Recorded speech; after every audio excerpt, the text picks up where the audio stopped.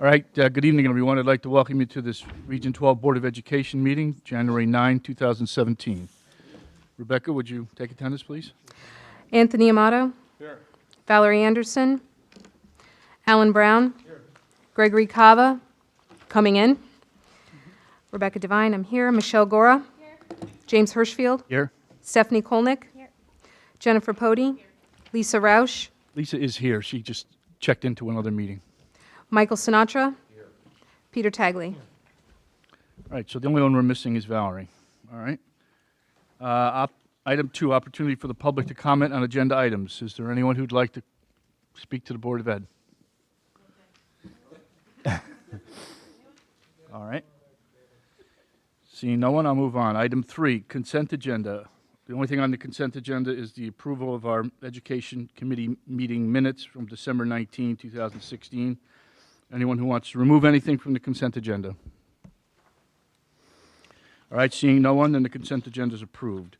Report of the chair. I just wanted to say, with regard to tomorrow night's scheduled public meeting, there's a possibility of some weather coming in.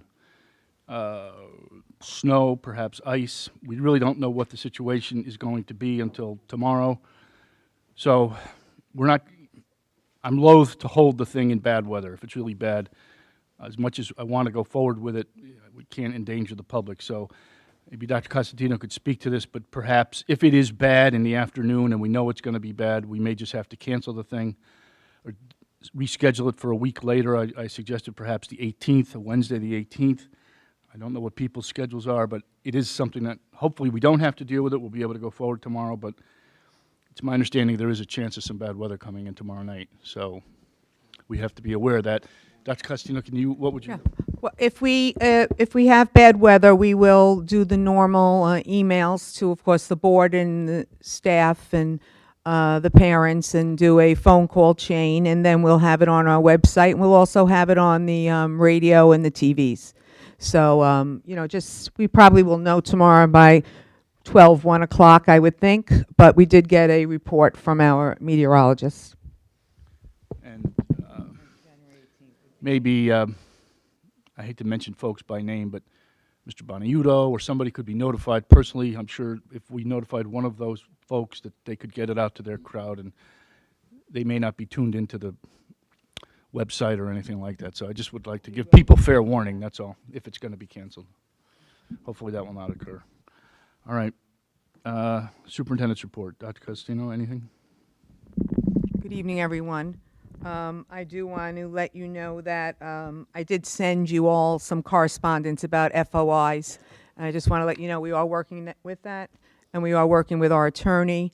One of the FOIs has over 60,000 hits in our system, which is a massive amount of work because we have to go through them to make sure that there's nothing legal or anything having to do with a student or FERPA staff members. So we are trying to get clarification, and hopefully the person who is asking will narrow the search a little bit. It is 50 cents a copy, and it's a lot of work. It's going to be a big expense. We are working on it, but I did want to let you know that we've been getting a lot of requests, and it really does impact our work at the office. Just have, Yes, Peter? do they target, when people ask you for freedom of information, do they target a specific item, time, moment, or does that leave you in a position where you have to do an exorbitant amount of work to get? For the one that has the 60,000 in it, it's the request came in November. I always work with our attorney to make sure that we are following the law and get a response out quickly. And that response was really, can you please limit a little bit? Because this one is asking for all emails from the Board of Education from a certain date, like a June something to the end of November, now till the end of December. So we sent that, and it came back the same request. So we're trying to get a little more clarity because it is a lot of work. We just recently sent one out where they asked to have all correspondence, any emails, any billings that had to do with media, where we hired Baldwin Media. That at least was pointed to Baldwin Media. And so that's an easier one to handle. I'm sorry, Michelle?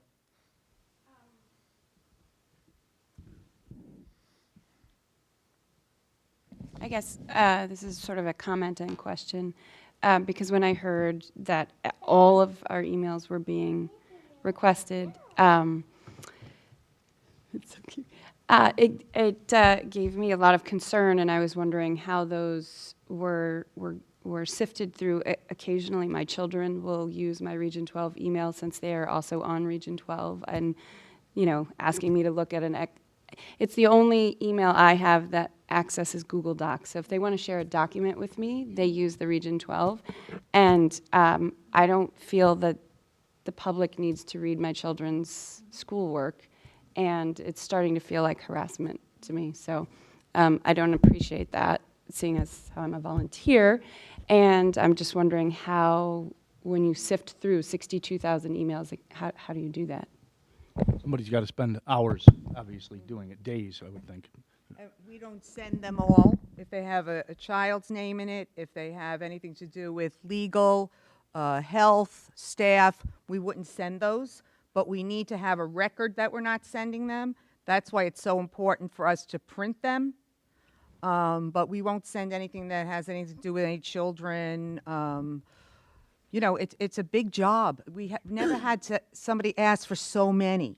So that's why we're really trying to get clarification, because it's just, I may have to, I don't know, it's hard. The other piece is that even if I were to hire somebody to help us, that person can't go through all the emails. It's confidential. So you need to have someone who, knows what's going on. So it's very difficult. Anthony? Two questions. One is, I guess the fact that we're talking about this, the law allows for sort of a wild card wholesale, give me everything, back to truck up kind of a search? Or do they ask, or there's an underlying assumption that it would be a little bit more refined of a search? I'm sure you've thought of this before, so maybe it's more rhetorical in nature, again, since we're talking here, but. Well, everything we do is open to the public. I think what the law does allow is that they would have to pay for any copies. So I'm hoping that once the people who are asking see how many copies this is, that they're going to try to refine their search. So just copies, that was my second question. Yeah, Like as far as I know, it's just copies. If we had to hire, for example, our counsel to have a paralegal go through this to maintain confidentiality, because normally when you do discoveries of this nature, it is a third party doing the searches, because you're sifting through information that might be discoverable, but it also, there's some sensitivity to it. Like, for example, have a junior staff member sifting through emails and then come across something, a conversation between two senior people that they shouldn't be privy to. You run into these issues, which is why usually an outside counsel does it under a non-disclosure, and somebody who's a third party who doesn't have any angle to play there, and it protects privacy, other sorts of privacy. So I can tell you that the people who are handing in these requests also usually hand in a flash drive, and they want us to just basically put everything on the flash drive. The problem is that I can't do that. I can't just randomly give them 60,000 emails on a flash drive without going through them. And so we've already started to work on it. We've had correspondence back and forth to ask them to zero in, what are you looking for?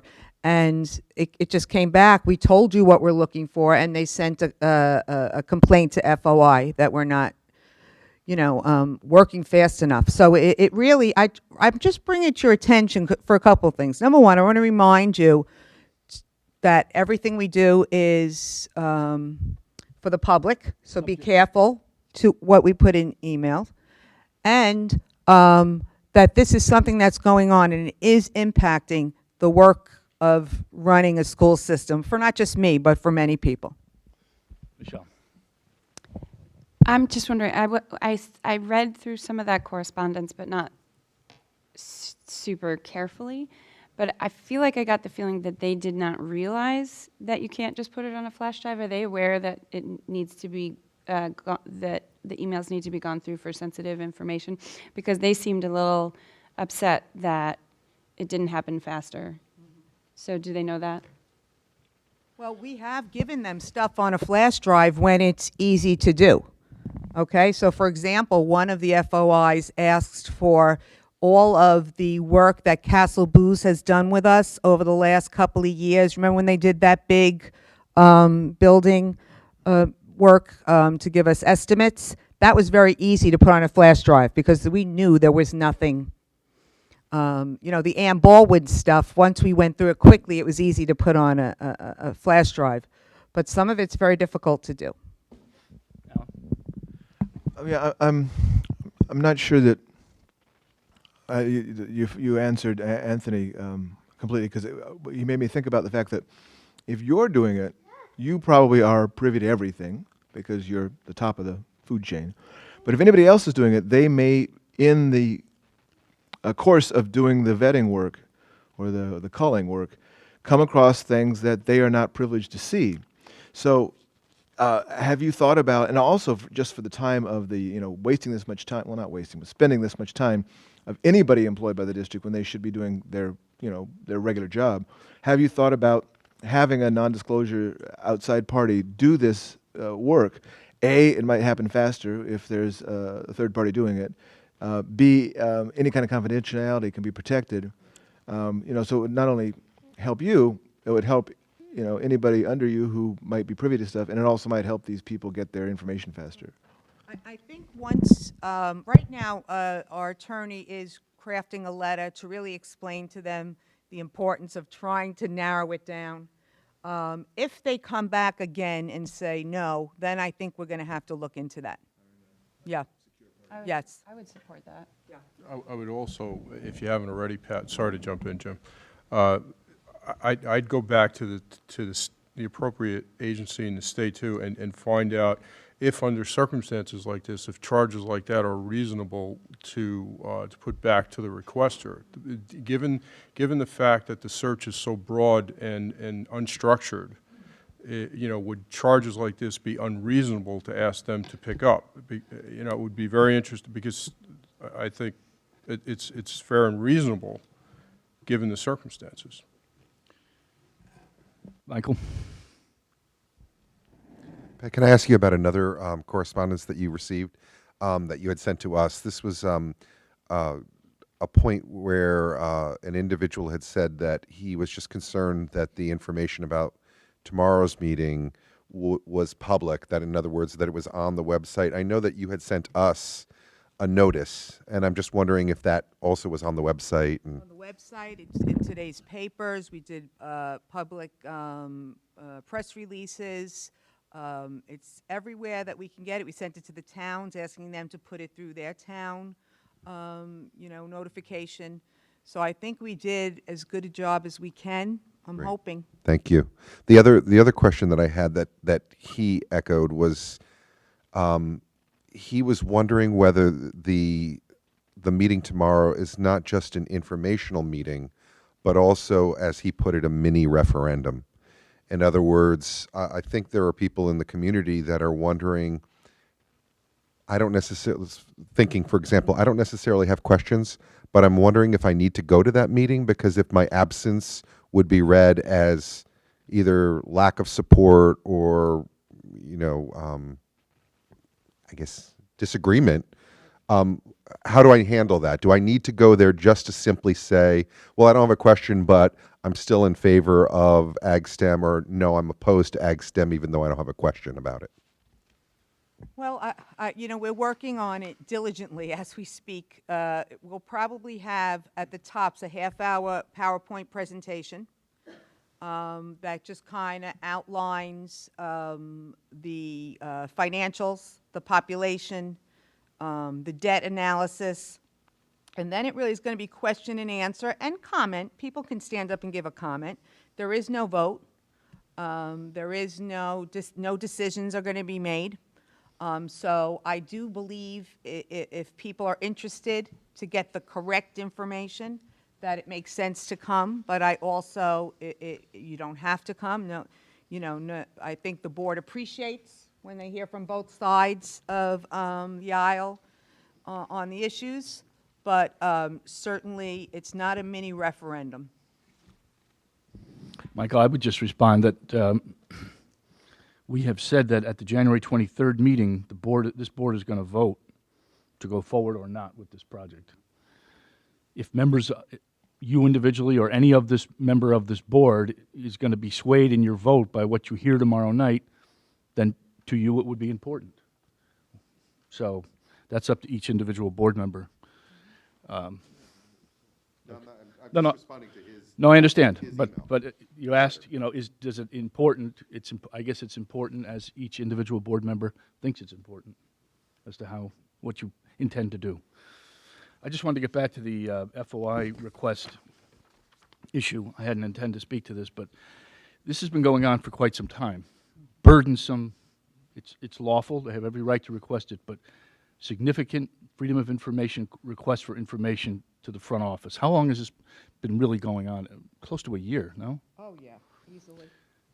Voluminous requests for documents that the front office is dealing with, Dr. Costantino is dealing with, and I have asked her, I forget when I asked you, November or December, to get together for me, and she's so busy I don't think she has had time to do it, and I appreciate that, but a list of every person that's made a request within reason, a name of the people who are making the requests, the things they're requesting, and the number of documents that are being produced in accordance with these requests. There's been a tremendous amount of things that have been produced already.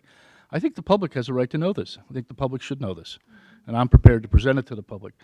But, I know everybody's busy, but it's a burden. It's lawful. The people have every right to it. We're subject to the Freedom of Information law, so we're trying to do the best we can, but it is burdensome, I can tell you that. If we have to hire an outside agency just to comply with it, it'll impact our budget.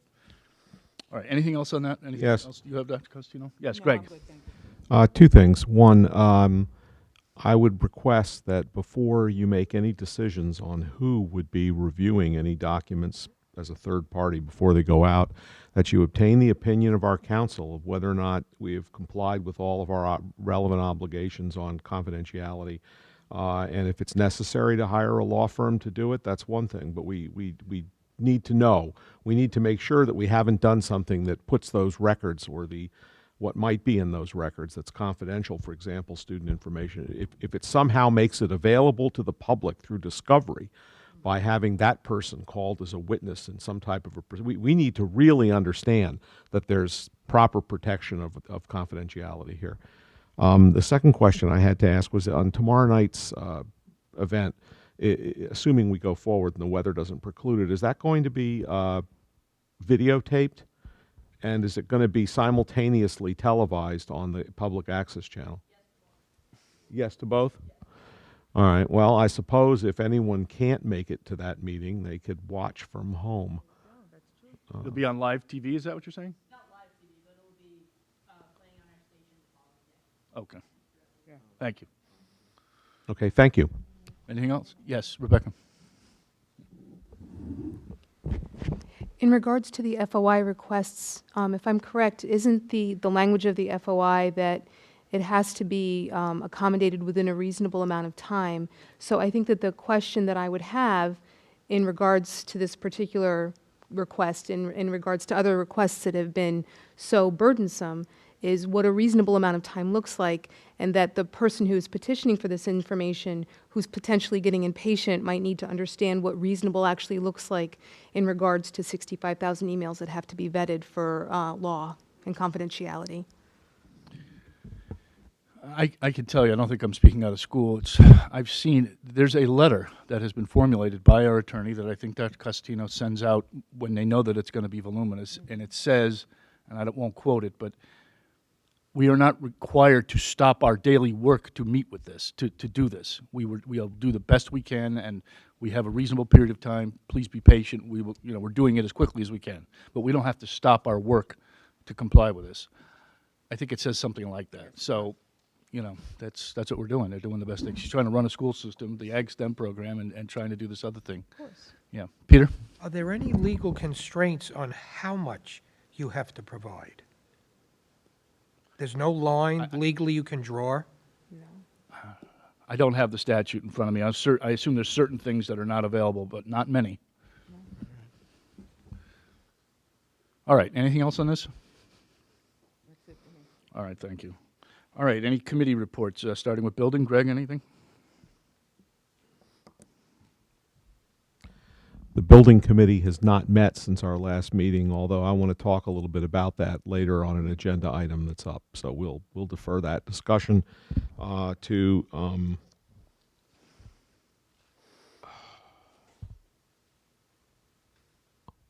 agenda item 9.2. Okay, thank you. Education or curriculum? Michelle or Michael, anything? Other than what you've already been doing? No, I was just going to say that, well, thanks to everyone for attending the last meeting on the, with the multi-grade presentation. I thought that was really informative. And on our next agenda, Karen Fildes will be presenting our technology plan. And we think Mr. Spear will be talking about his investment class. They have an entrepreneurship program that he's running, and the students have created their own projects. So I believe that's also going to be on the schedule. That's it. All right, thanks. Any questions for that? All right. Ed Advance, Michelle, anything?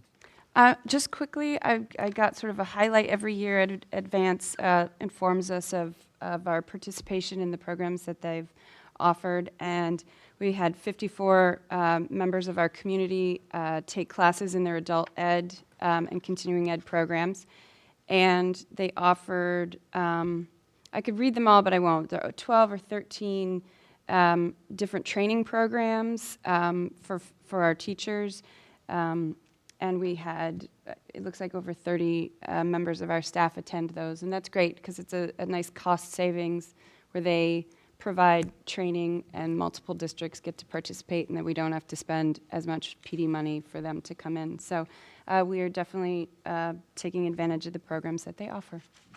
All right, thanks. For the new board members who may not be aware, Ed Advance used to be Ed Connection. They provide a lot of services to the district and a lot of other districts. They've changed their name and they're now known as Ed Advance. And Michelle and Valerie have been attending those meetings when they can. All right, facilities. Greg, anything? Yes. The Facilities Committee met back in December, I think it was the 19th, and there were a couple of issues I wanted to bring to your attention that we have been dealing with. Mr. O'Leary had previously discovered the way our pool functions, there is an area below ground, below grade, that has access to the equipment that's used to heat the pool and do other things. And in that area, Mr. O'Leary discovered there was a crack in the wall of the pool. The pool wall is quite thick. It's 14 inches thick. But when he told me about the crack, I told him I thought he should bring in an engineer, a structural engineer, to look at it to make sure there was no danger, because we have employees who go down into that space to do various things related to the pool, and I wanted to make sure that that area was safe. He did bring in not just a structural engineer, but a particular structural engineer with expertise in the area of pool construction. So we made sure we had the best person for the job, and this person looked at it and determined that the crack was a cosmetic crack. It was not a crack in the pool wall that was going to cause a structural failure. And what it is it's a crack right near the corner of a wall, And what will likely happen, the engineer recommended we just wait for the corner to fall off, because that's probably what's going to happen. And eventually we can then repair it with concrete to repair that corner when it falls off. But we were concerned about it. It has been looked at. The engineer said he could bring in X-ray and other types of devices in order to look further into it, but it would not probably yield any additional information based on his professional judgment. So we are getting that letter in writing, but that appears to be the end of the pool crack issue. And you'll find a more full description of it in the proposed minutes that are already on our, I believe, accessible through the website. We are also going to have an issue related to the replacement of the pool heater. That's about a $7,500 cost 18 months ago when we replaced it. It has failed again, and we believe it is primarily due to the heat exchanger having to operate, which is what's failed, in a very corrosive environment because of the chlorine used in the pool. Incidentally, it wouldn't matter if we were using, a lot of people said, well, why don't you use, we could solve all these problems with people not liking the way chlorine interacts with them, and we could solve problems with the heat exchanger if we switched to salt water. Well, it turns out that's just as bad as chlorine, so it doesn't help. And so this is one thing. What we're going to be doing when the new heat exchanger is installed is we're going to be pumping air into that area to alleviate the corrosive environment. So slowly but surely we learn how to deal with these problems, but you can expect the requests either in the budget or I believe we have to do it sooner, and so it may come as part of the 1% fund or something to deal with that situation. So those were two pool-related issues that we had to deal with, I believe that I just wanted to report to you that the gymnasium floor school logo has been completely installed, and the only thing we were waiting for, and it may have arrived, Don hasn't told me, is the matching mats that were being ordered for the walls, the color mats. So we're slowly but surely getting that project finished and getting the school into one logo and one color. All right, Greg, thank you. Is there any questions for Greg? Oh, one other last thing. We have another problem, and that's our school water tank has got to be replaced. The water tank has reached the end of its useful life, and this will probably also come to you because it's a $105,000 expense to replace that water tank. This is the tank that provides all the water for the building. Where is that tank located? Do you know? It's out toward the. I it believe underground? it's located just outside or just in the bottom of that end of the building. Yeah, in that general direction over there. I can't tell you exactly where it's located. All right. Anything else for Greg? Thank you, Greg. Finance. Valerie's not here. Bob, is there anything you can report, or any member of the committee? Michelle, I'm sorry. I was there. We met right before this meeting, and I'll just keep it brief. Everything looks on track for the regular budget items. No great surprises, no big change. I think what I do want to mention at this point, and we can probably talk about this more in the future as it settles out, the audit is scheduled to be completed by the end of January, and the checks going back to the towns at this point in time it looks like they will total $167,959. And a large part of that, this is mostly revenue, and we did really well this year with our large number of Sherman students coming in. So that is a direct benefit back to the town.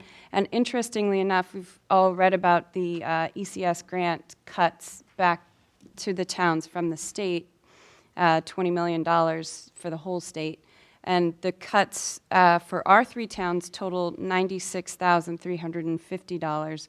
So we'll actually be returning back to the towns more than the cut from the ECS grant. So that should be good news for the town. And I just want to make sure everyone is aware of that because our business office with some rebates and things that Bob has done, and the recruiting that we did at Sherman has paid off on the revenue side, and the towns will benefit from that. That's great news. Thank you. Any questions for Michelle? Okay. Did we have not a surplus, but a new influx of Sherman students last year? Because this is 15-16. Did we have them last year? Because I thought they were this year. Both? Okay. Oh, so we have even more next year then. Great. All right. Anything else? Thank you, Michelle. Long-range planning, Mr. Brown. Yeah, we met last Wednesday, and our primary agenda item was Teresa DeBrito's presentation of findings on International Baccalaureate, the programs and the diploma process. She was tasked, I think 4 or 5 months ago, and spent quite a bit of time and resources of her own to research and learn about it. She traveled around the state of Connecticut and I think into Massachusetts as well, and had conversations with a lot of schools in Connecticut and around the country to find out about International Baccalaureate. Because our main questions were, does anybody care, and do people who know about it or who are associated with an International Baccalaureate program in a school happy with it? And I'm just going to make this short now because we're obviously going to be presenting to the board at a later date, and we had questions on the committee that she's going back to get some answers to. But the long and short of it is that everybody she spoke to is really strong supporters of it, really feel that it's a beyond a valuable program, and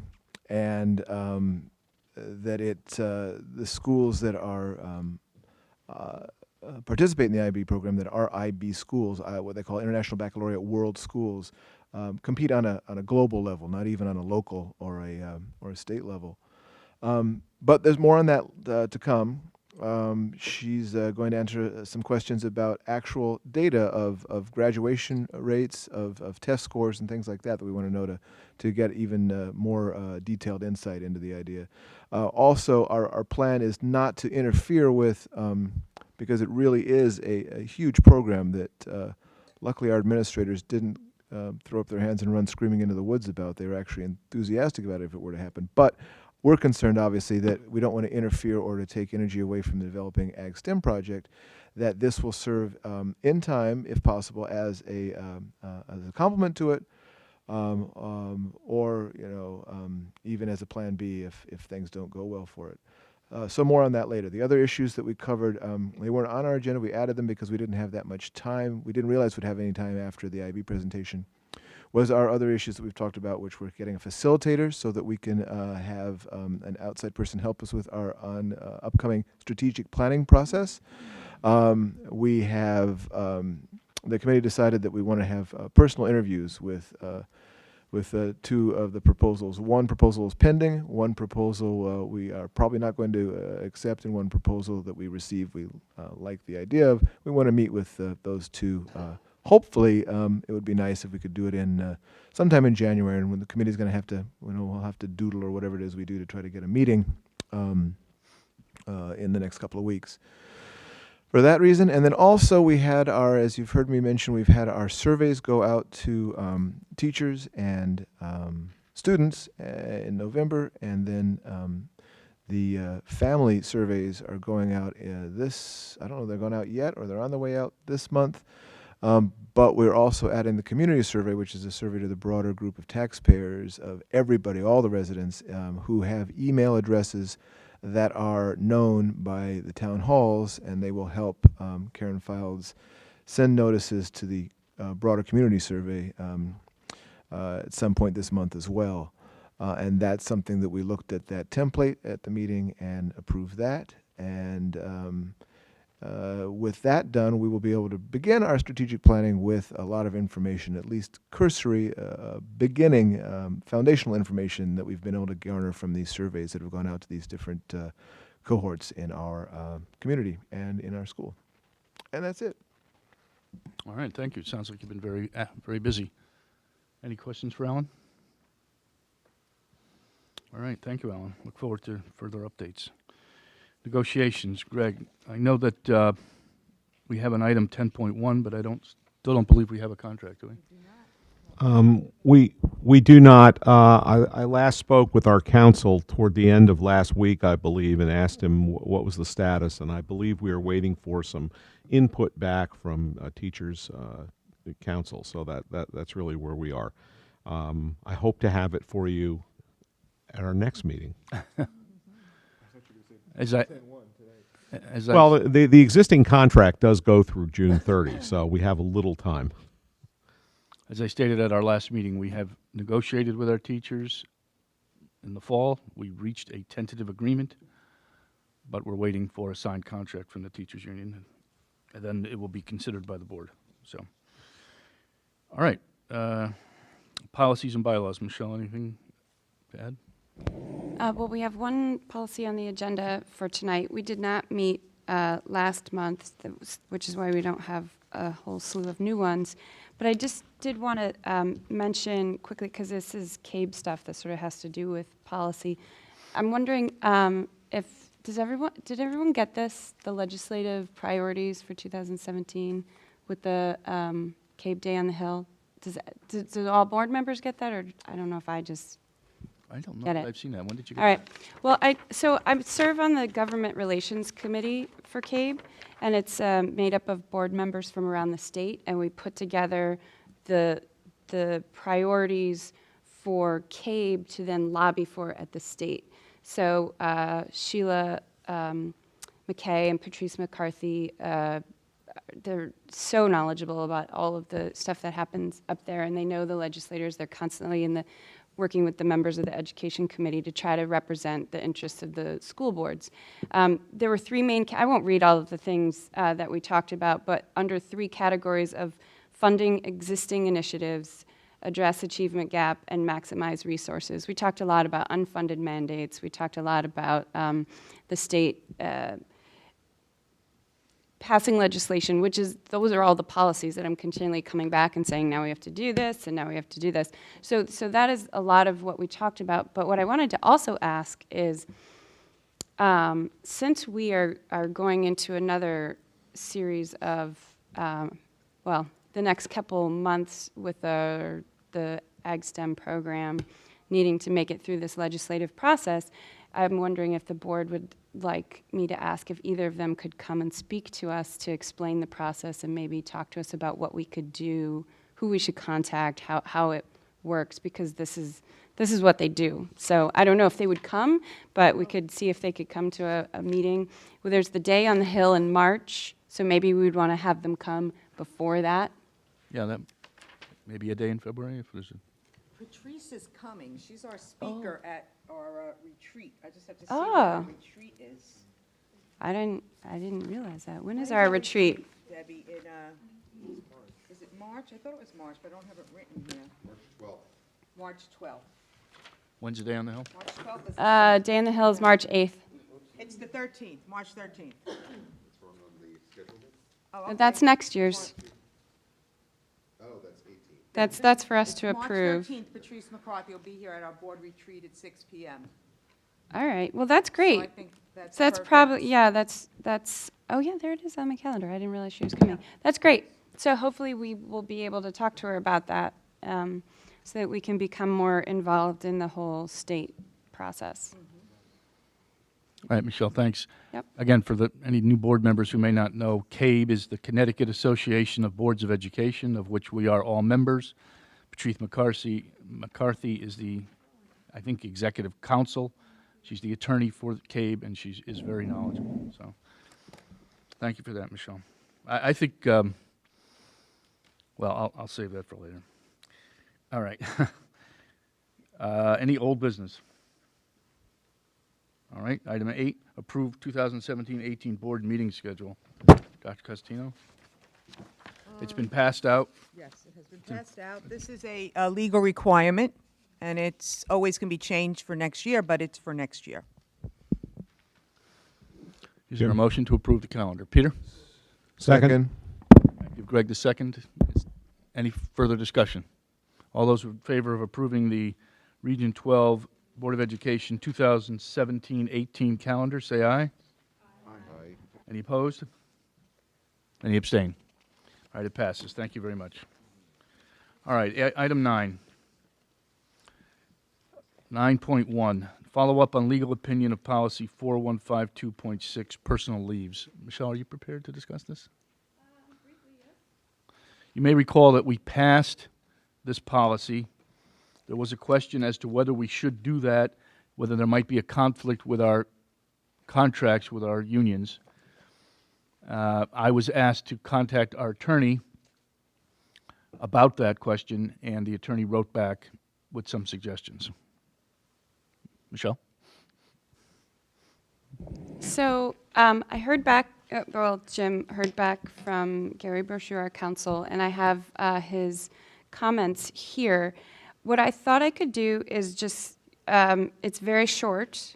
I could give you sort of the highlights, the pertinent information, and then you can decide as a board whether you would like this to go back to committee or you're comfortable discussing it now, whether we want to make changes or want to approve it as is. So if you want to just hear sort of the highlights of what he said, I think either is possible. It's not a lot. I could. So should I just do that? Yeah, if Okay. you would, thank you. So, so the bottom line, of course, so Gary originally said, I started editing and then I realized that wasn't really necessarily what you wanted. He said, as a general proposition, it is not in conflict with your bargaining provisions. So it's fine as it is what he said. However, he said, so if you want to pull up the policy, it was in our business packet, 12/5/16. So if you have your Chromebooks with you, you can go back to the packet of 12/5. Actually, it was probably also, because we've looked at it twice, it was probably also in the November 7 packet, but that would have been the older, the first reading version. So one thing he mentioned, just for clarification, he said, for example, the board's policy references the 1,250-hour requirement, but fails to note the separate 950-hour requirement for paraprofessionals. Sorry, I should have done this said this up front. This is the Family and Medical Leave Act that we were talking about. It's a pretty straightforward policy in that it basically says we will follow the law, is what it says. So if you were to look at our current policy, he's correct. We do say that employment for at least 1 year and at least 1,250 hours worked in the 12-month period. It's in parentheses, just as a description of who's eligible, but we did not describe the number of hours eligible for the paras. I would actually recommend taking that out, because what we have tried as a policy committee is to always say we will be in compliance with the law and try not to put in specifics that would date the policy, so that we're not bringing the policy back every time something changes. We just say we will stay within compliance of the law. But I do agree that it should probably, if we're going to bother to describe it at all, we should probably describe them both. So we could either add the 950-hour requirement for the paraprofessionals or take out the 1,250 and just say as represented in the contract. The only other comment he made was that he said, additionally, I would also eliminate any reference to employee legal unions. Not necessary, is all he said. And we had actually gone back to CABE's counsel to update what used to say civil union and now says legal union, and we had some language struck around this. It references the definition of Marriages Act in the legal references at the end of the policy. Again, it's clarifying language. It's technically not required. If the board could choose to strike that, since it's not required, because it's in the law. It is clarifying language, though, so it's perfectly fine to leave it in as well. So those were his two comments. If the board does not want to discuss them and would rather the policy committee bat that around and bring it back, that's fine too. Greg? Yeah, I would move that this be sent back to the policy committee to bring it in line with what council wants and to make sure council doesn't have anything else, other suggestions that he would have to you. Because we're going to do it, we might as well do it and get it up to snuff. Yeah, I guess, I don't think I'm not going to ask him to make more, I mean, that's all he recommended. So we could, sure, okay. Thank you. Anybody opposed to that? Michelle, you're okay? Yep, I mean, do it again. All right, I'm out. thank you. Appreciate it. All right. Thank you, Michelle. 9192, authorized funds owed to Castle Booze Associates, $86,000, and O&G Industries, $49,000, for work performed for the building committee to prepare the projects for inclusion in the state's priority list dated December 15, 2016. Dr. Constantino, do you want to speak to this first? Or Greg? Just to give you a reminder of what we did, I asked the board to give the building committee the authority to spend up to $30,000 in order to come up with a set of plans that would allow us to resolve some of the issues that DAS put to us. And we asked the architect what it would cost to do this, and we could have a set of plans for $10,000, and the building committee authorized him to spend $10,000. Subsequently, this thing took on a life of its own as DAS kept sending back more requests after request after request. The architects attempted to respond to them. This required some internal working between the architects and the construction manager in order to come up with costs. And then we had a meeting with DAS where we tried to bring the thing to an end because this was just going around and around. And at that meeting, we did succeed in bringing it to an end, but it required DAS was going to be happy with it if we got the price under $30 million, which we were able to do. And then that produced even more back and forth as DAS kept going back to see if we could eliminate a greenhouse or do something else or change this or change something else. And so it took on a life of its own and fairly quickly, but without updating the building committee as to what this was costing, they continued to go forward and spend money. This was without the authorization of the building committee. So I think that ultimately the work was performed. It was necessary. We needed to get it done in order to keep the project on track and in order to resolve our issues with DAS. However, this can't continue to happen. I think that what has to happen here is if we're the purpose of a building committee is to have a committee that acts to execute a building project.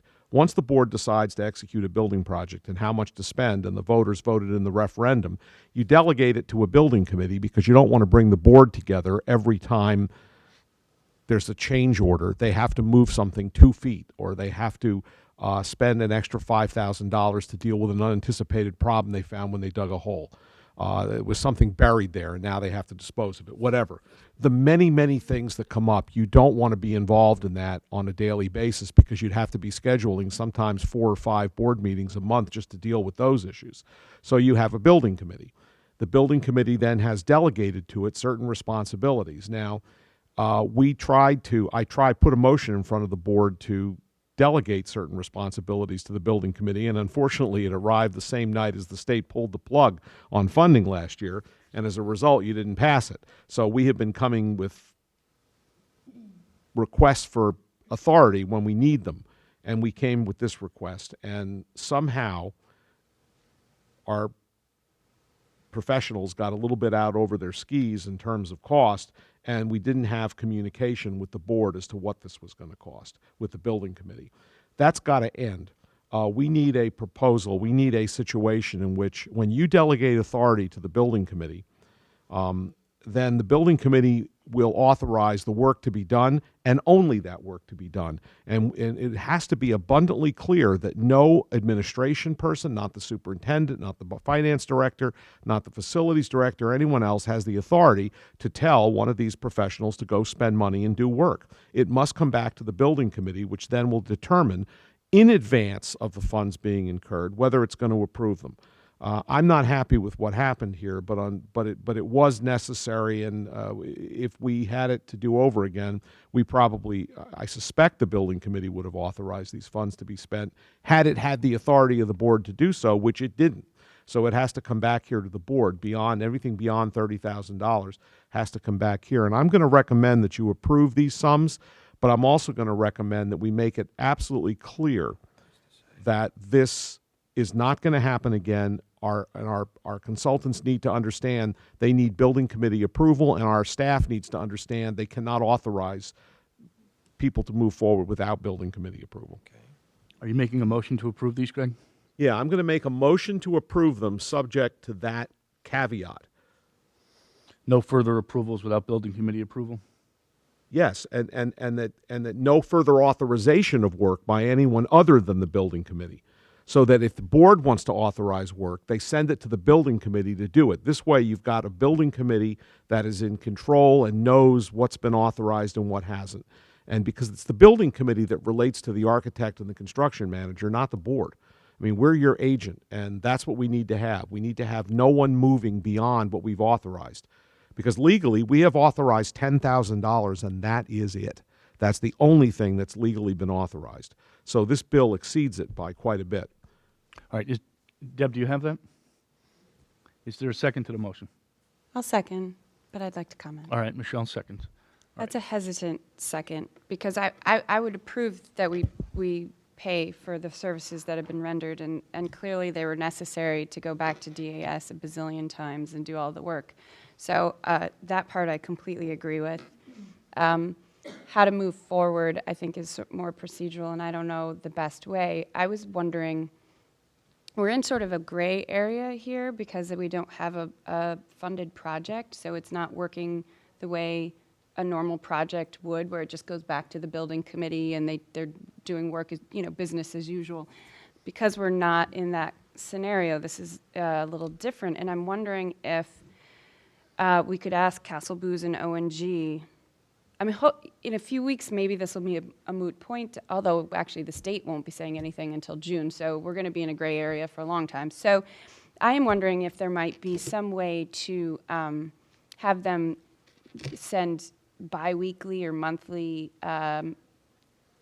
invoices, to keep the work moving, but to keep us appraised of where we stand. So, or some kind of checks and balances so that work can continue without having to wait for board meetings or building, because you guys aren't meeting very often, the building committee. So I don't want work to be interrupted, but I also feel that we should be kept appraised of the cost of the work that is happening and just check in more frequently than this.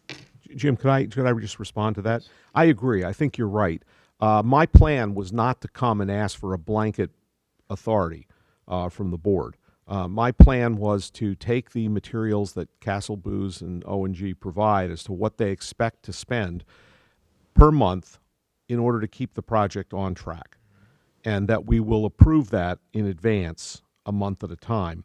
And that was my intention, to come back to you until we get to the point where we're moving forward, the state's okayed the bond expenditures, and the state's committed financing and funding. If that's the case, then at that point I'm going to ask you for a blanket authority to complete the project and spend up to the amount that was authorized at referendum, or at least up to the amount that we agreed to build it for, or something. Once we get to that point in shortly after June, we will eventually have a bid project, not long after that. And once the project is bid, we'll have a guaranteed price and we'll know what it's going to cost. But I think you're right. That's the way we intended to proceed. I wasn't asking for blanket authority, although what I would like to get, though, is I would like to make sure that we approve in advance as we need it, the amount of money we need to spend for the upcoming month, so we can keep the project moving. That's all I would ask for, and we'll come back to you at the next meeting to do that for the next month. Alan? Yeah, I was, when I saw this in the agenda, I was confused at first because I thought I had remembered 30,000. And the reason I was a little foggy on it was because I wasn't actually at the meeting where the 30,000 was approved, so I had to look it up in the minutes. And I had to rectify that with what you just said about 10,000, which I guess it was, so, and I can see from the minutes that it's up to 30,000. But at that point, we were authorizing you, Greg, to make an expenditure of up to 30. But it was 10 that you had in mind at that point?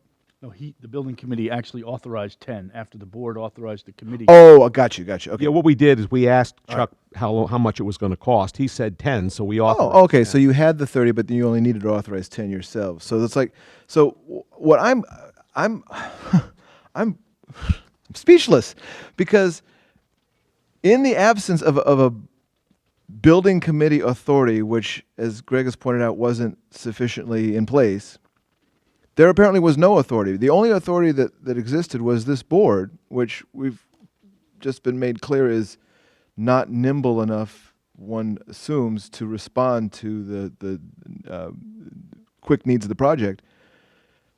Although we are, because we have a lot of special meetings.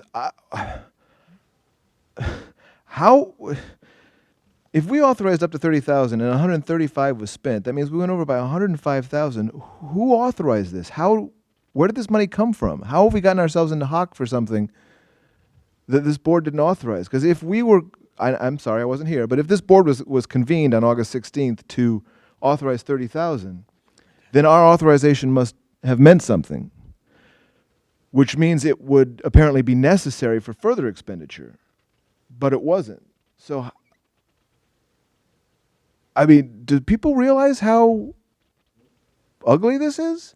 Do we realize that we have just spent $105,000? I don't know where it's going to come from. I mean, maybe Bob can tell us where it's going to come from, but this, I'm speechless because it's hard to say.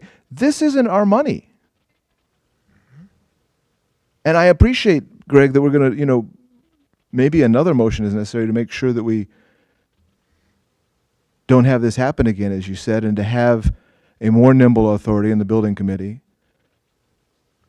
But I'm in shock because how can what this board asks be guaranteed won't happen again when the board's vote in August didn't seem to make a difference then? What assurances do we have that going forward, anything we say here counts?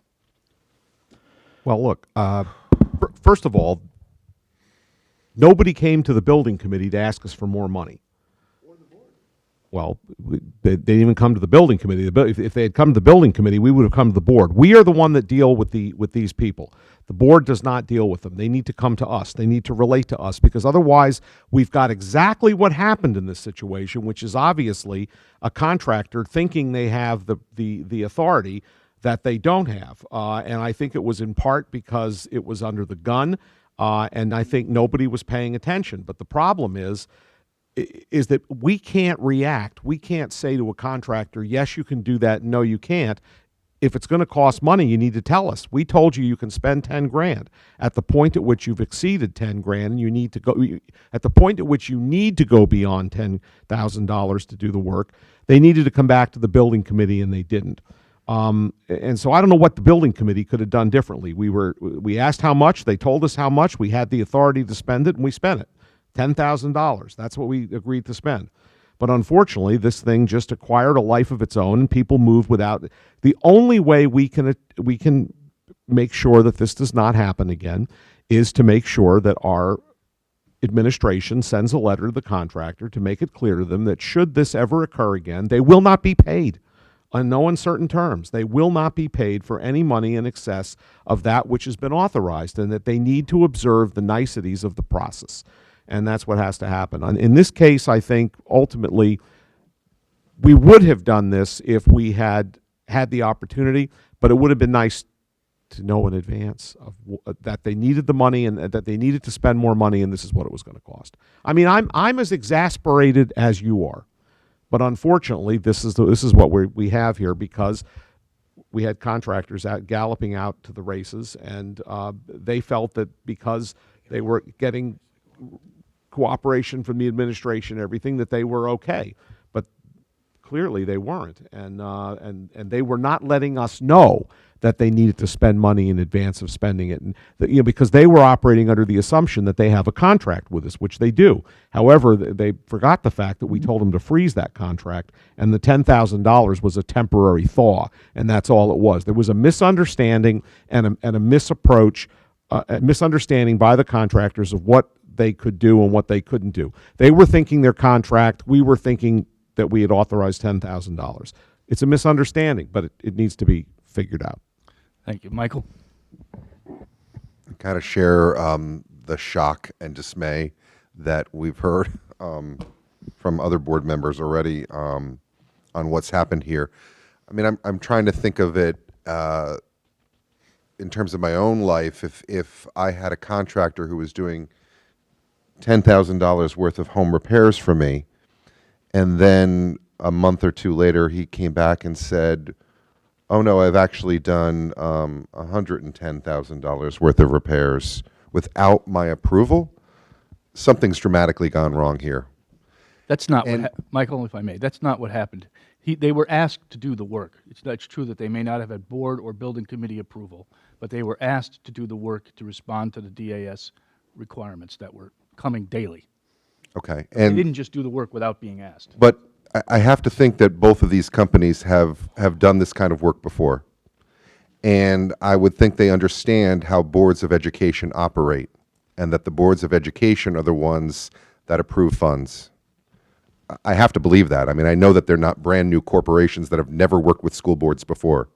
So that's my level of frustration, is why they thought that without board approval or even board building committee approval, they could move forward with that amount of work without any kind of more than verbal permission. Is that what you were saying? They simply were asked by the administration and they never got anything in writing, and they just said, great, they're asking, so we'll keep working, even though we don't have anything as far as a contract or authorization to do this work beyond verbal requests.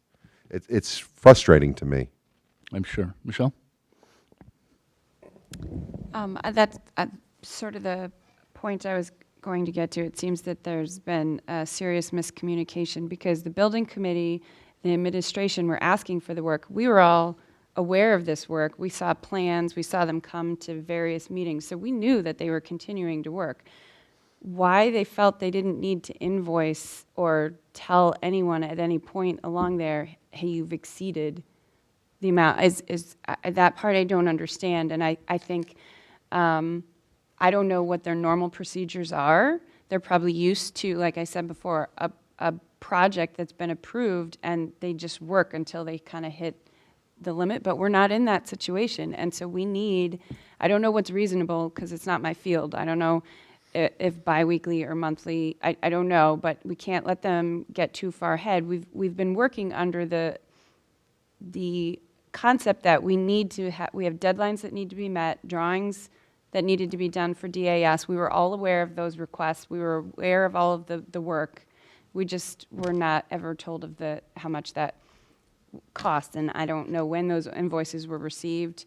That seems like a long gap to go from the 10 or 30 up to the 135. So we need to fix that, definitely. Anthony?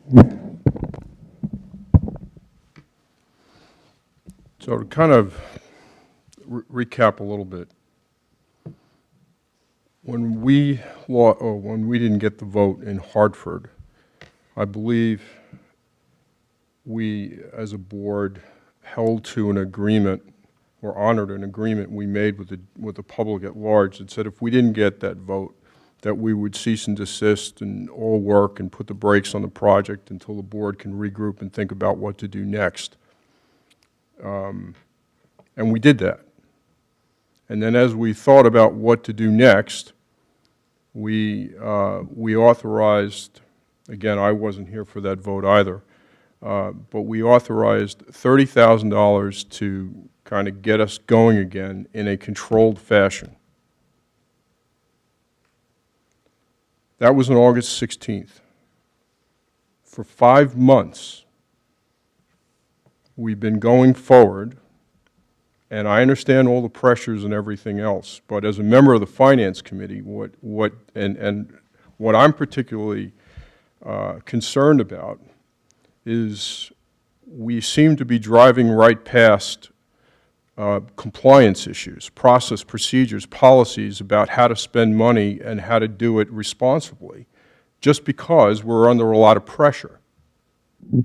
I think in any other environment, that would never, ever float. And if you were sitting across the auditors, Bob, I think they would have a hard time looking back saying, we authorized $30,000. There's no excuse under the sun why we could just drive right past it just because.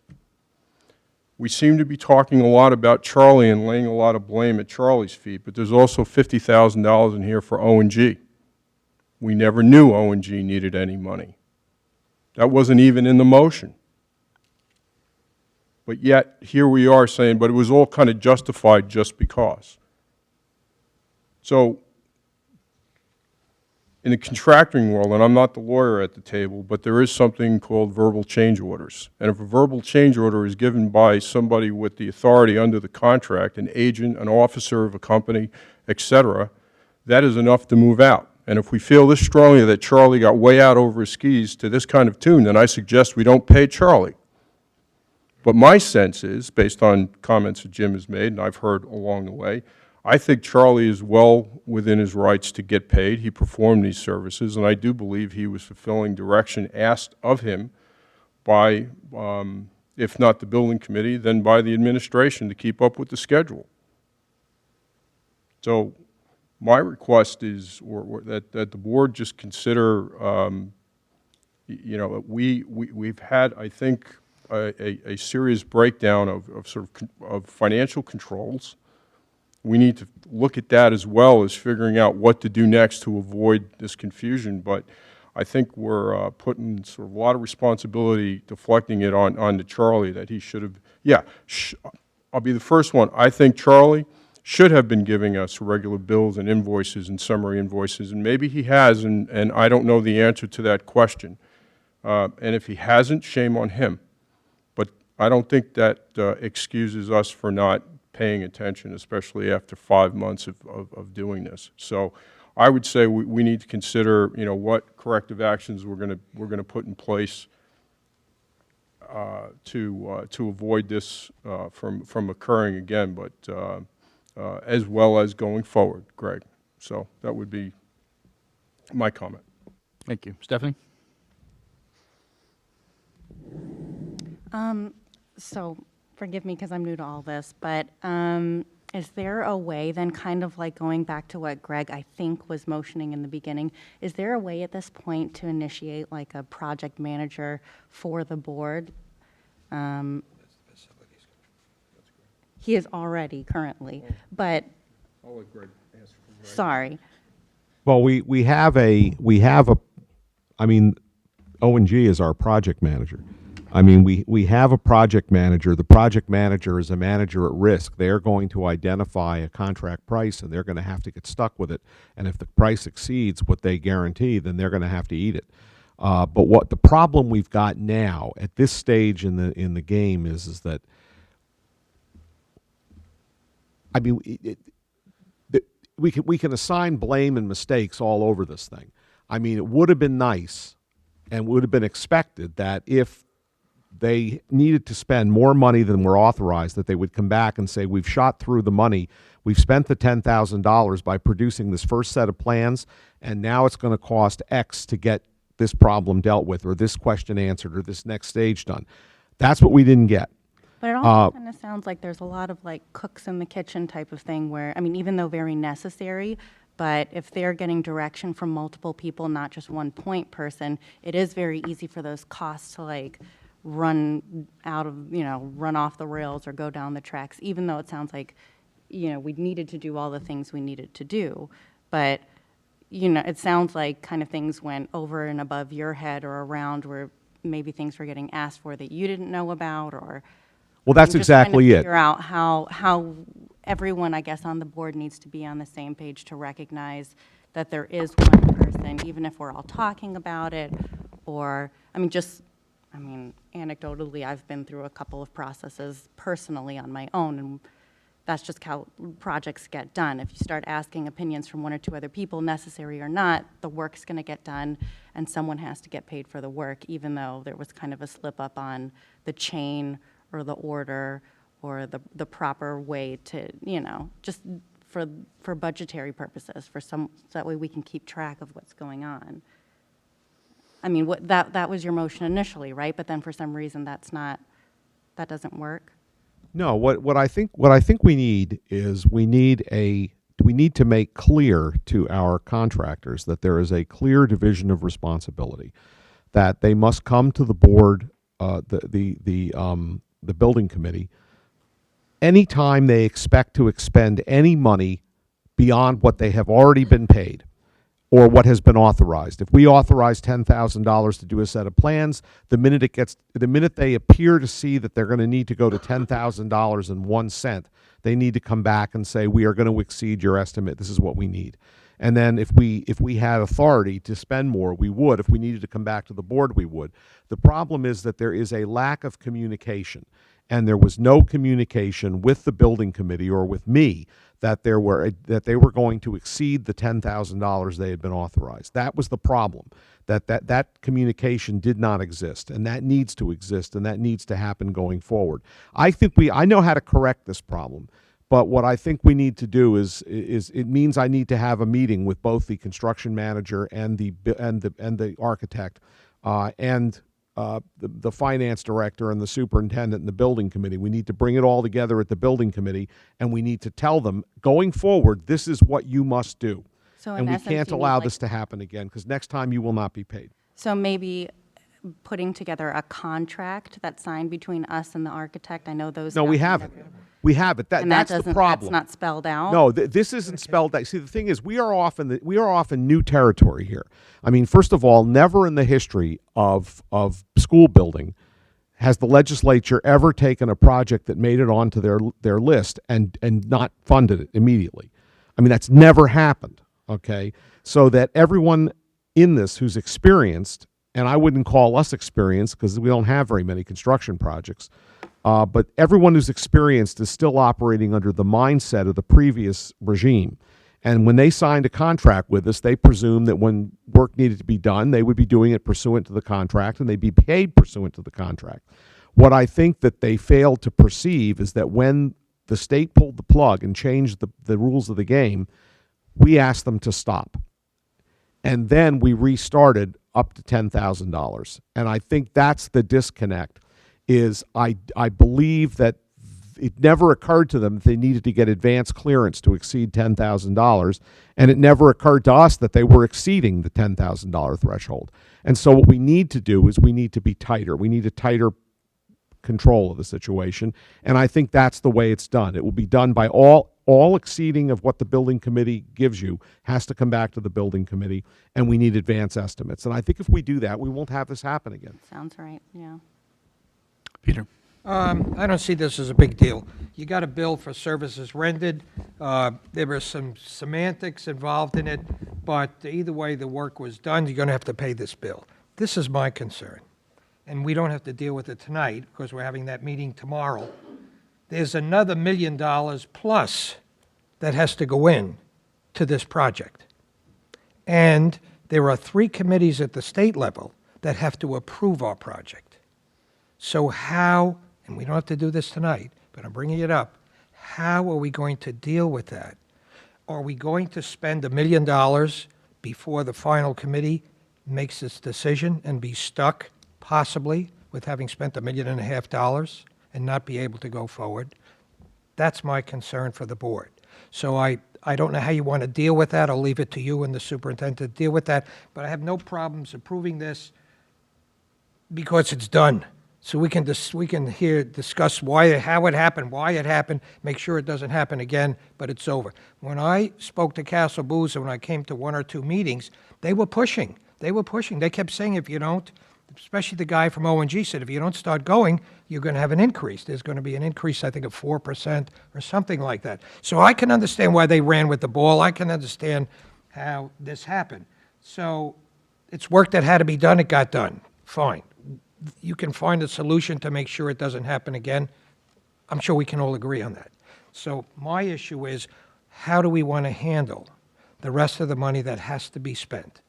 Not tonight, but as chairman, after tomorrow's meeting and the 3 committees that have to deal with this, there's a potential for a big mistake.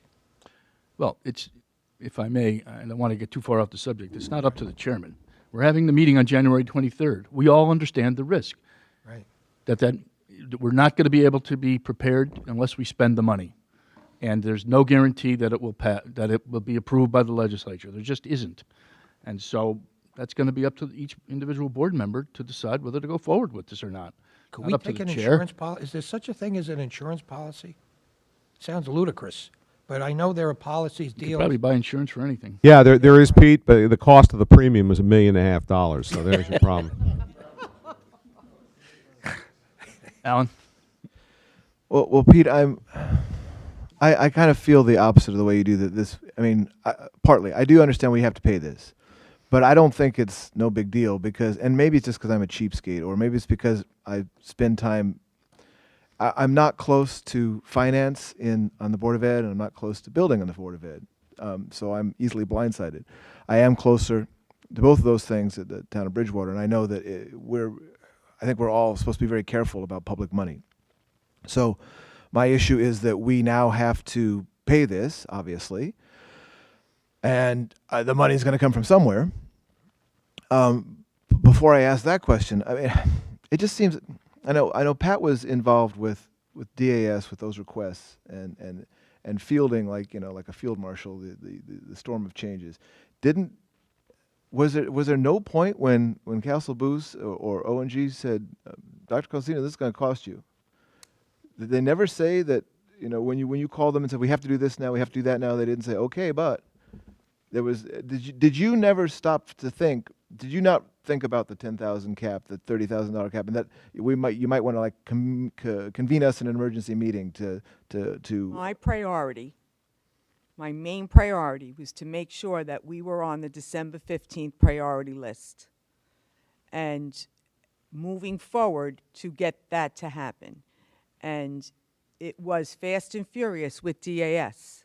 I mean, we would get called on a Tuesday, we want to see you on a Thursday. We would get called on a Thursday, we want to see you on a Friday. And it wasn't, I had to bring Castle Booze and O&G with me all the time. When we went from 3 greenhouses to 2 greenhouses, when we moved the large animal building to the equine center and got rid of that building, all of those things were part of discussion that we all who were there agreed to move forward so that we could get on that priority list, and they had to be done. I have a lot of emails. I have many, many emails that I've CC'd many, many people on that do this, or I would say something and they would say, check with O&G, or all of these kinds of things. And that's kind of how it happened. It just kind of snowballed. What I will tell you is that the reason we have these numbers is because I have told them no more work. Greg and I spoke probably 2 weeks ago. No more work. You can't do any more work, no more meetings, nothing. I said, I need to know how much we owe you up until this point if the board decides not to move forward. So that's how we got these bills from them. This is how much we owe them. If we were to stop today, we don't owe them any more money, and that's it. The other thing that I will say is that they have been very, very responsive to us. They have worked with us in a way that has been professional, respectful. They have been there every step of the way. It has been very frustrating, not only for us, but for them. I agree we have to put better procedures in place, but it it's been a tough road. It's been a tough road, the fall. And so nothing happened purposefully or to do anything irregularly or out of the ordinary. It just kept happening. And But that's kind of what happened. But you didn't feel constrained by this motion in No, August. honestly, I didn't really think about it. I wanted to get to the December 15th priority list. I don't know if Bob wants to add.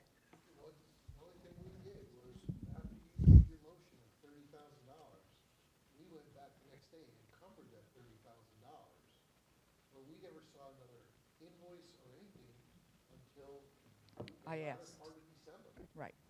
That was the first time that we were made aware that it was in excess of the $30,000. Because I asked. Right. I asked. Michelle? It's amazing to me, but I think that's really where the problem lies. So it means that $135,000 worth of work, Castle Booze and O&G was carrying that. Like they paid their employees, and they never invoiced us, which is remarkable. But that's how, as Greg was pointing out, that's how, for the history of projects, that's how they've worked, because once the money's bonded, everybody gets paid. That's kind of how it works. So I think it would be really helpful for all of us to have representatives, whether it's Charlie or not, from Castle Booze and from O&G at our January 23rd meeting, because we're coming tomorrow night also. okay. Well, when we talk about Well, moving we're- forward, We're we're going to going have to to pay just them for really that. impress upon them that this is not business as usual, and we'll have to set up parameters for us all to feel comfortable with how we move forward in that gray area between January and June, you know. Could I just interject one thing here? See, that's precisely how this happens.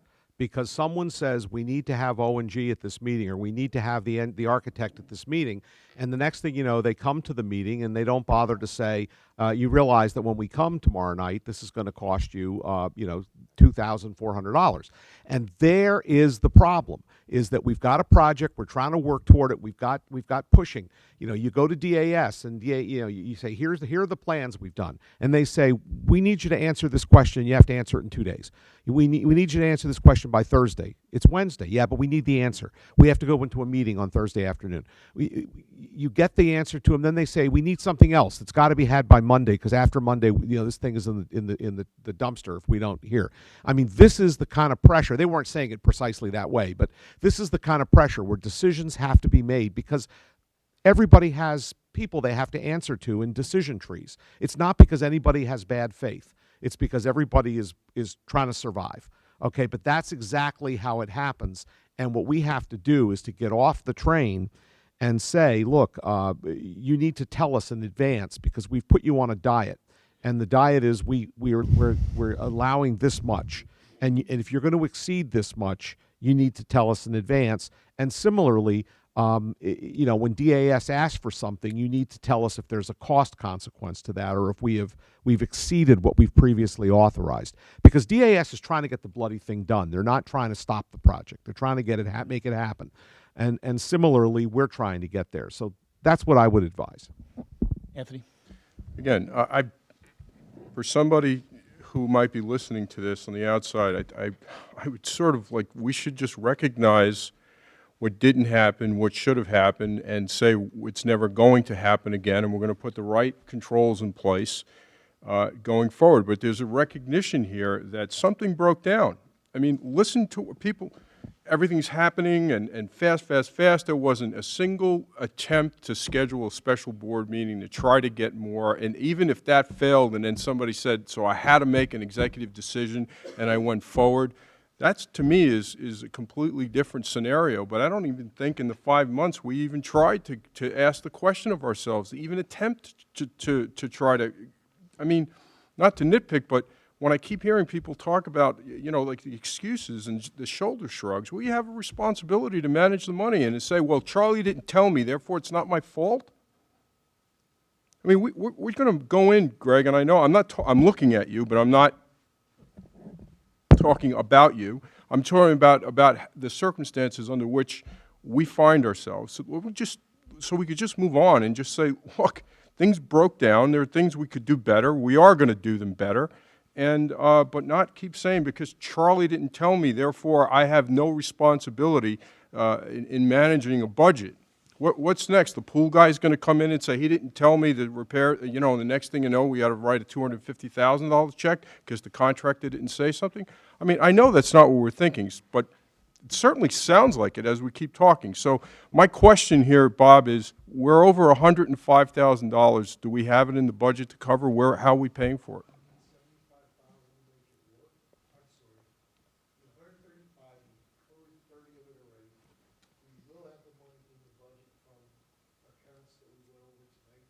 Right.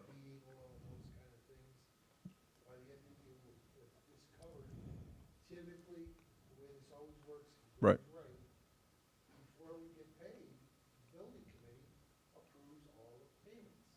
Mhm.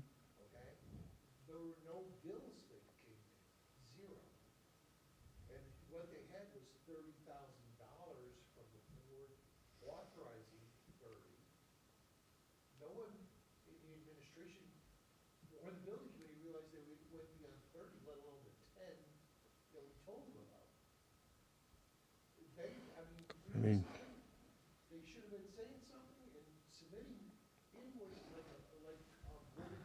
and, you know, again, we're going to agree to disagree on this, but at some point we should have asked them for an invoice along the way, because we're sort of, we gave them $10,000 and they're doing 5 months worth of work, and we thought they were staying inside a budget. That's where I'm having my problem. Well, but Anthony, with all due respect, I think you're pushing the issue a little too far. With all due respect, when you say to someone, when someone says to you, when you go to someone, you say, how much is it going to cost to fix this? And they say $10,000, and you say, fine, you are authorized to spend $10,000. And then things happen, stuff comes up, and they come back to you later and say, well, we've actually long since shot through that.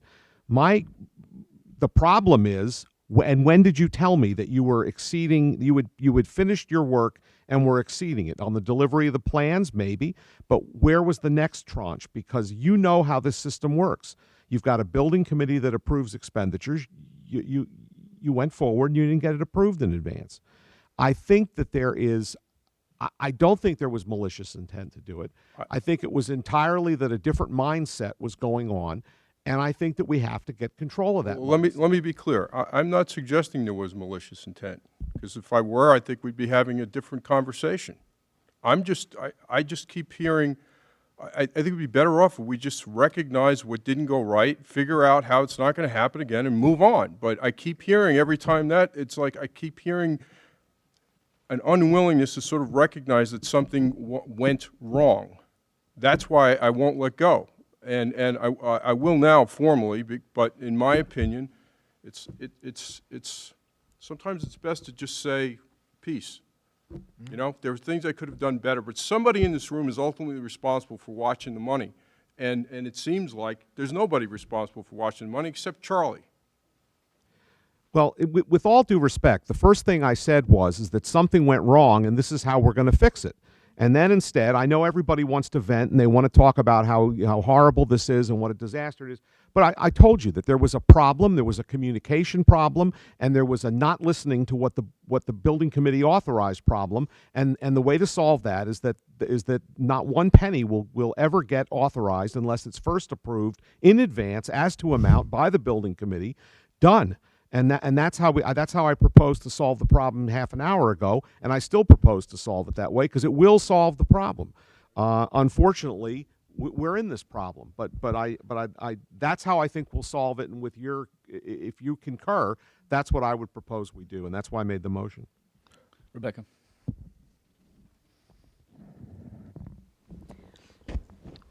Since in this issue we're approving these invoices after the fact, I'd like to confirm with Pat and Greg and Bob that the items that are covered in these expenses have all been delivered. And the other question that I have is that if we've told Charlie and O&G that we aren't spending any more money with them, what do they charge to come to a meeting tomorrow night, and what do they charge to come on the 23rd? Because even though we're saying we're not spending anymore, we're continuing to ask them to engage with us. And so, in speaking in terms of responsibility, we're sending them a double message. Right. And that's what's been happening all along, because we've needed them. They're coming tomorrow night as a favor to me, no charge. I asked them if they would come. I suggest that in order to make sure that the bills are appropriate, that you approve, give the authorization for the building committee to review the invoices and then pay them. Okay, I think that would be a good procedure, so that this way the building committee, as Greg is the chair, with Bob and myself, can make sure everything has been done, that they are billing us. So that would be my suggestion. And I agree with Anthony. We did drop the ball, and we are going to rectify it. But it has been a very difficult time.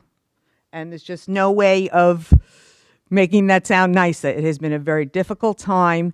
And my number one priority was to make sure that we were on the priority list for December 15th. That was my number one priority.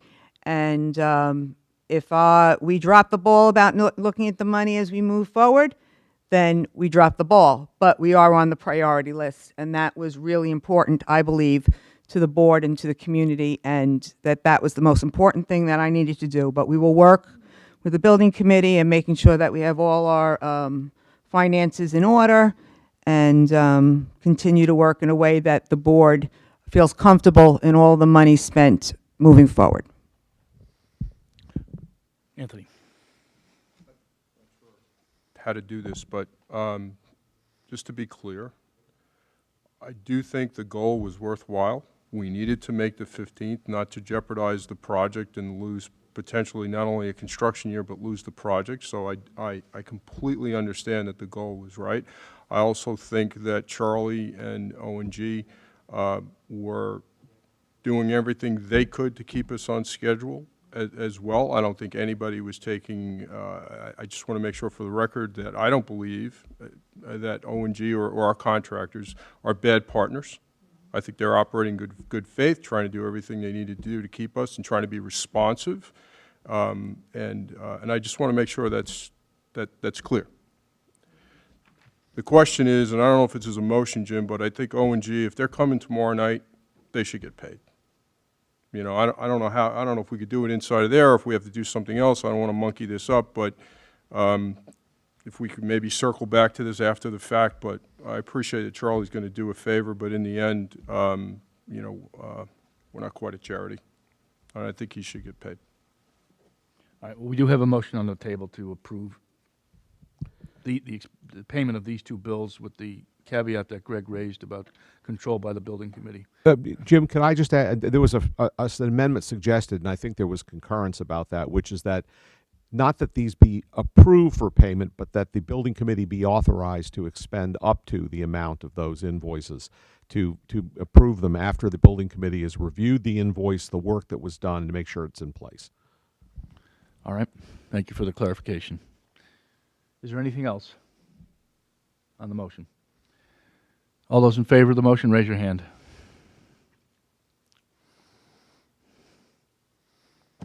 All right, any opposed? Any abstain? All right, it passes unanimously. Thank you. Can I ask a question? Yes. I don't know whether the board can do this or whether it's even just too unorthodox, whether the building committee can do this. Can you just flat out ask for monthly invoices, or even, I know this is the crazy part, I know it's unheard of, biweekly invoices? Because doing the math, we have, you know, $135,000 between both of these, ends up being about $27,000 a month if it's 5 months. And, you know, if we are billed monthly, despite the fact we have a contract, maybe that would at least, you know, if we really are overwhelmed by the busyness of the business, at least we will be getting an invoice regularly like everybody else does. Does that sound feasible, Greg, or does it just sound too clumsy or? Yeah, I think we're going to have a discussion with them at the next building committee meeting, and we're going to tell them that we really need to know in advance of expending anything, significant. And if they're going to spend these amounts of money, they need to let us know before they do it, and then they need to invoice us promptly and periodically, just to keep us advised as to what they're doing and how much they're expending. I think we've got a set of proposals for how much they expect to spend, assuming we want them to advance the plans to the next stage. So we do have estimates of what that is going forward.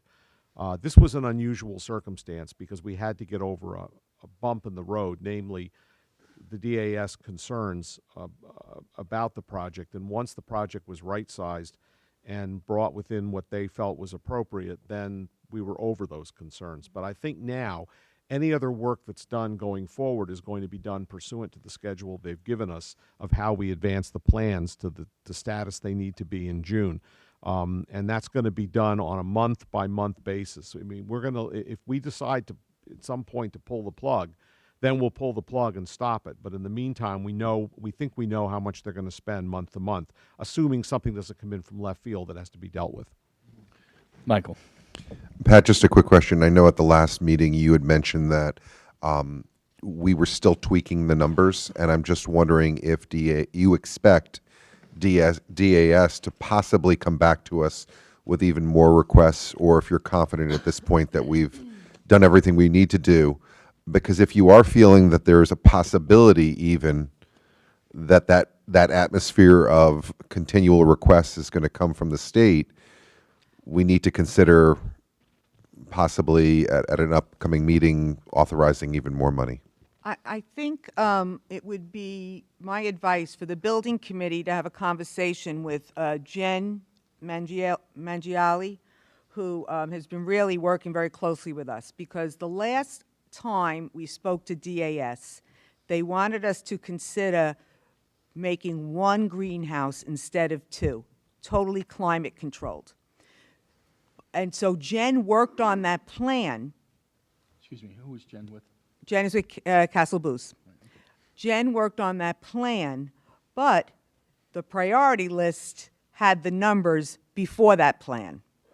So we never got confirmation on whether or not, because we never priced it out because we stopped working with O&G. So when Jen went from 2 greenhouses to 1 greenhouse, Jen never got the cost. So we don't know if that is less expensive or more expensive. But on the priority list, it just had the 2 greenhouses. So we still may be working with them. I'm not sure. From what I know, and I guess, we'll find more out about this, it really is leaving now the State Department of Education and DAS very shortly. DAS may, I think they're done. Now it's out of their hands. Am I right, Bob? So now it's going to the legislative committees. So I think right now, the numbers that are on the priority list are the numbers we're moving with. But that doesn't mean that they can't come and say, listen, we'll give it to you if you take another $3 million off. You know what I'm saying? There may be some bargaining going on. It's a very fluid system. It's a very fluid system. Peter. I just needed to clear up one thing. Greg's now talking about monthly billing, and then you said something about the end of January, we have to make a decision. Is that a decision on whether to spend the balance of the $1.5 million? Is that? Yes, my expectation is, or whatever it will take to get us to June, to whatever we're going to need for June, for the legislature to make a decision. Okay, so we have to make that decision as a board? We need to make the decision, so I said we should make it this month. Okay, that's fine. Rebecca. Not to be a dog with a bone, so if we do decide that we want to pay Charlie and Ken for tomorrow night, and we're expecting them to come on the 23rd, are we going to do something about that tonight? Or how are we going to manage that? Because we haven't authorized anything for that for them, and we're going to continue to be right back where we were at the beginning of this conversation.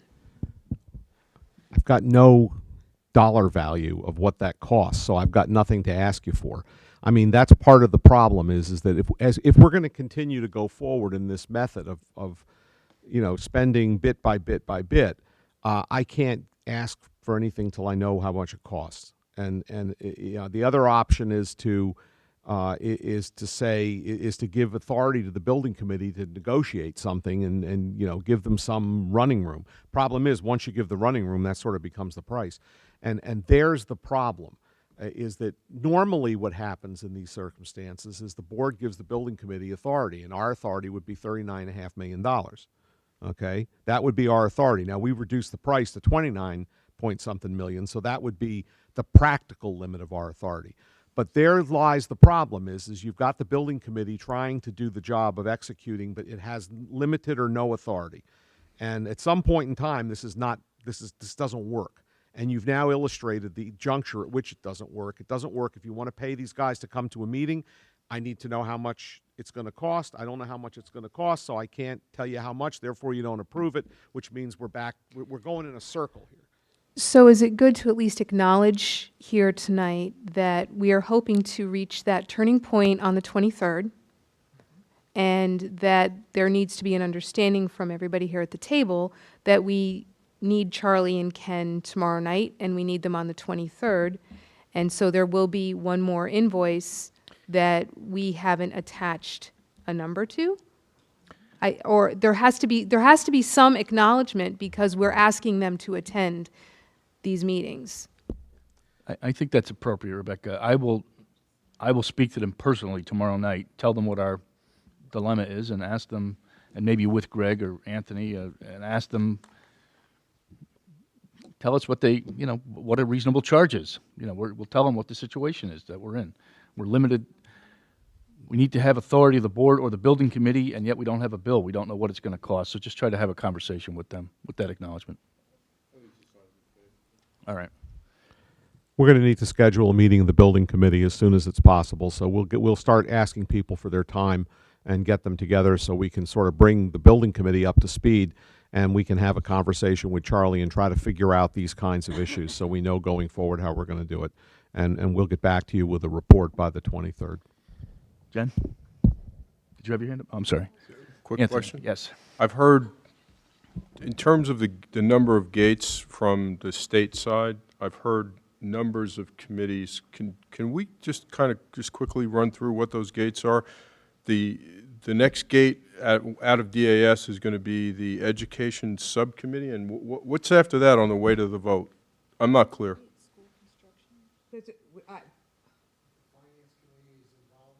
I think it goes first to School Construction Subcommittee. Okay, because that's what Ben Farn asked for them to look at it. Okay. Then from there it goes, and Bob will correct me, the Education Committee.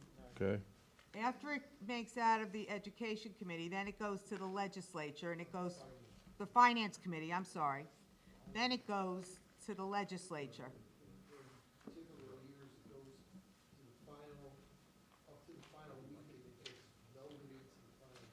Right, and then it gets, and so after, once it's approved and put into a bill with the legislature, Right. then it goes to the governor to be signed. Right. And then once it's signed by the governor, it goes to the bond commission. Right. So in terms of trying to roughly assign, so we know that, I think I know, that the Construction Subcommittee has to deal with this sometime in the month of February? I don't know the timetable. Okay.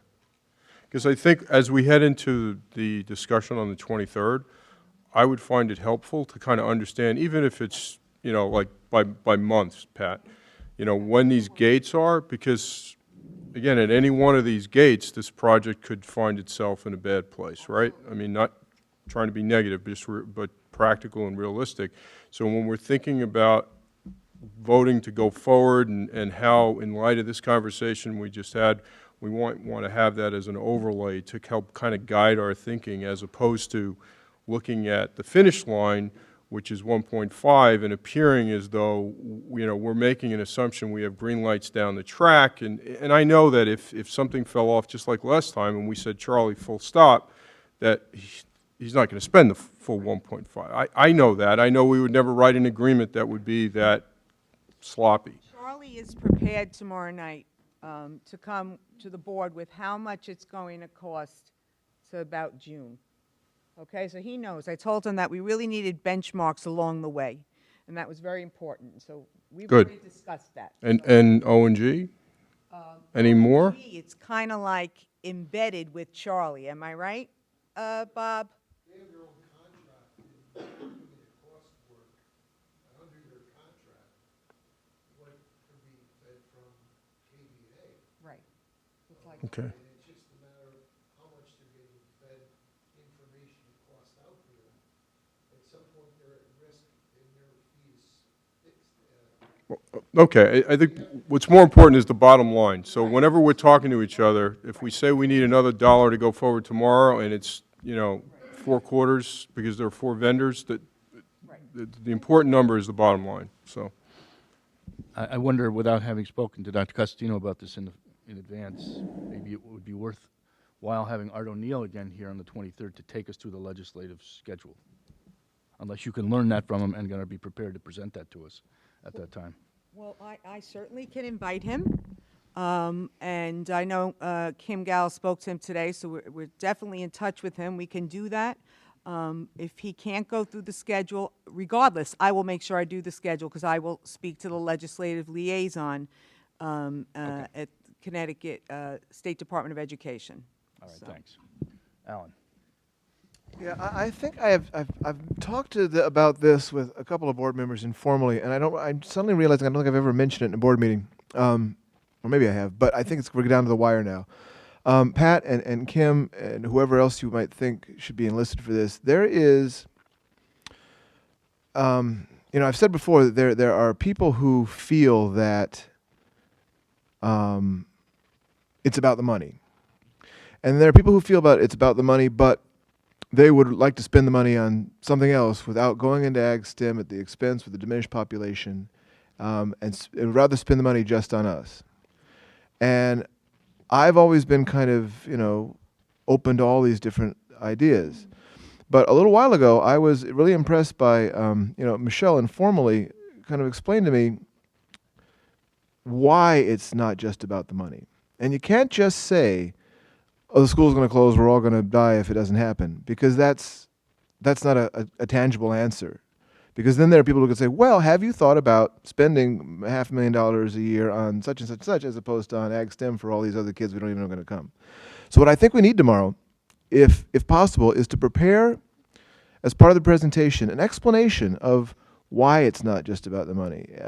Because, for instance, Michelle seemed very versed in this, and maybe the three of you can work together to explain that, you can put a certain amount of money into whatever you want. For instance, adding a few more teachers, you can have several sections of a class, so that each of those classes can differentiate for the students, but then you're only going to have 4 kids in each of those classes in high school, which helps your schedule, but then you're still going to have trouble with the viability of the individual classes, with the viability of your student body because of its small size, and even trouble doing things like fielding sports teams and things like that. So that there is an aspect that, despite the fact that we are investing in other districts' children with Ag STEM, we're also doing something that is beyond simply spending money on our own kids, which, you can't equate this much money and our kids as being a great deal, as opposed to this amount of money and all these other kids as being not as good a deal. Does that make sense? Mm-hmm. All of this is a subtle argument that I don't think we've ever made clearly. We've said, because I've always felt, and you've heard me say this, that I'm one of the people who feels very responsible to the voters who definitely voted for a figure, and even though that figure's not going up, might be going down as far as the actual number on the referendum, it presupposed things that were external to that document that people voted on in the ballot, which was that this was going to either be flat or make money. And now that things have changed, it could still be a very beneficial and viable program despite that. But we have to make that case. Otherwise, the people who say, hey, you told us it wasn't going to cost any money are just going to make a lot of noise. And the people who don't care about that, who do care about the program, will still be supportive, as they have been. They've come and said, please make this happen. And so this somewhat intangible, somewhat complicated qualification story, I think, needs to be told, because obviously the flip side of that is what we discovered in our last week is that we have a certain amount of debt level that we're comfortable with already, and this will be within that range for the next 20 years, and even offset by some of the revenues. So those kind of things offset what has appeared to be this frenzy we've been in the last 6 months. You know how I've been concerned about the Danbury cap and things like that. That's all on the money side. And if it is truly not just about the money, then I think we need to make a very detailed case about why it isn't, as opposed to just saying the sky will fall in if we don't do it. So if I know you got a lot to do before tomorrow, but if you can put that together and have that as part of the presentation, I think it'd be very helpful. All right, thank you, Alan. I just want to say, assuming this thing goes forward tomorrow night, we're not snowed out or whatever, I'm sure the question would come up, and I would ask that Bob or whoever be prepared to answer, and I think, quite frankly, it should just be presented as part of the presentation. How much has been spent to date, and on what? People want to know what's been spent, and we should be prepared to have that information, including the money that was approved tonight. Okay. Anything else? Is there a motion to adjourn? All those in favor say aye. Thank you all.